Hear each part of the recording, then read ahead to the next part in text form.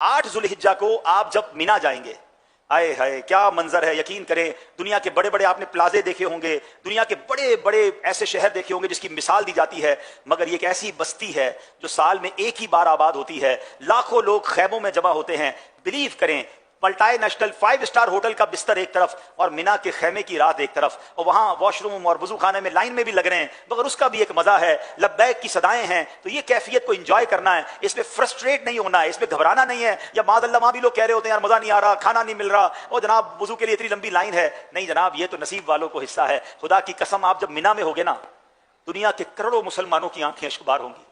वो आपको देख रहे होंगे टीवी पर कि देखे ये कितने खुशनसीब हैं, आज एहराम पहने मिना में हैं, मिना में रात गुजार रहे हैं, सुबह अरफात जाना है। और या अपने घरों के बिस्तर पर आरामदेह कमरों में भी वो तड़प रहे होंगे कि काश हम भी इनके साथ मिना में होते। तो ऐ मिना में रहने वालों, तुम शिकवा ना करना, तुम लड़ाई ना करना। हाँ, ये प्रॉब्लम है। जैसे ही मिना में जाते तो खैमों में लड़ाइयां शुरू हो जाती हैं कि हजरत हमारा ये बिस्तर था तो ये मेरी जगह थी, किसी से नहीं लड़ना है। मैं लड़ने गया ही नहीं हूं, मैं तो माफी मांगने गया हूं, मैं तो मगफिरत लेने गया हूं। अगर आपको लगता है कोई गलत कर भी रहा है तो आप मौलिन के बंदे को बुलाएं, खुद